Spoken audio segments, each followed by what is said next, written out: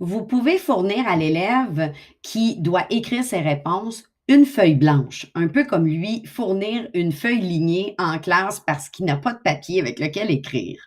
Pour ce faire, je vais venir créer un devoir.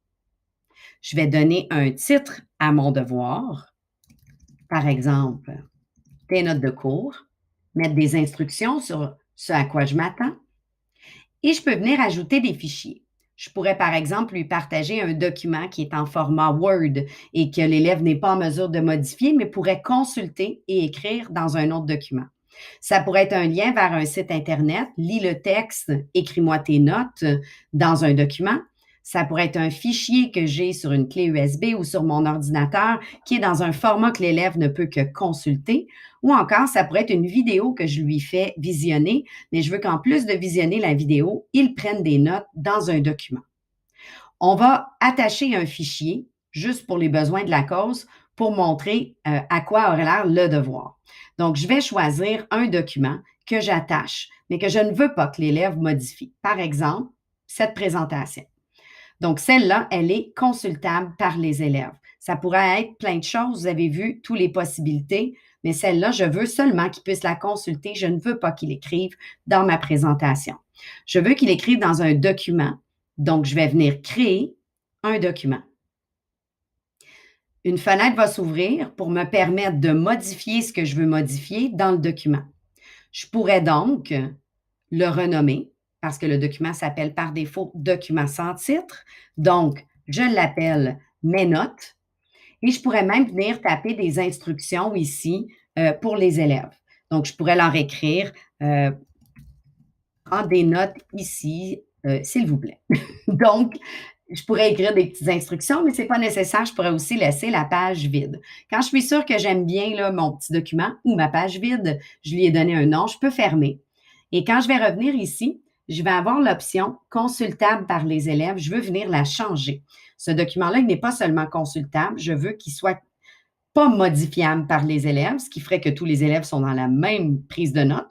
Ça peut être une pratique pédagogique tout à fait intéressante que les élèves contribuent ensemble à une prise de notes, par exemple, mais dans le cas qui me concerne, je veux faire une copie par élève.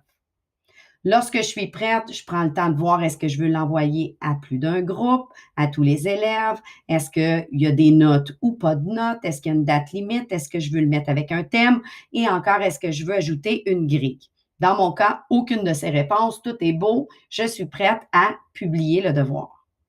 Après quelques secondes, le devoir va être publié et je vais naviguer dans le compte élève pour vous montrer de quoi ça a l'air. Donc, je suis dans un compte élève test qui s'appelle élève primaire. Il n'a pas de nom. Son prénom, c'est élève et son nom de famille est primaire, mais vous êtes capable de faire le lien. Donc, il entre dans son classroom, groupe 1, et je m'en vais dans travaux et devoirs. Je vois que j'ai un devoir ici qui s'appelle tes notes de cours.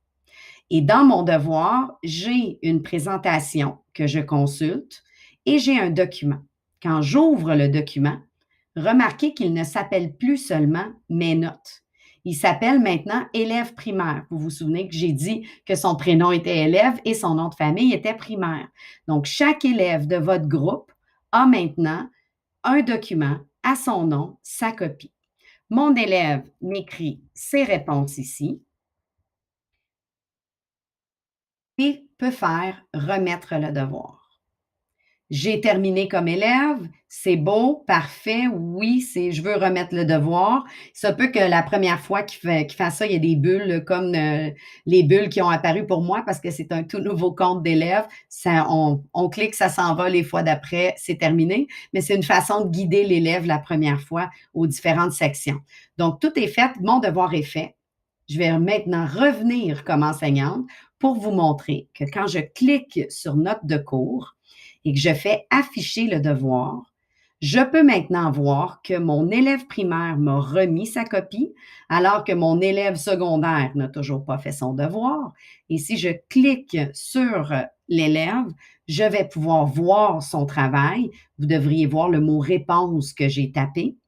Alors que si je retourne dans mon élève secondaire, eh bien, il n'y a toujours rien d'écrit parce qu'il n'a pas travaillé sur son travail encore. Donc voilà, voici comment faire une feuille vide à donner aux élèves, qui est très pratique quand on a un document qui est consultable seulement ou qu'il y a un document qui est papier puis qu'on veut qu'il soit corrigeable en ligne.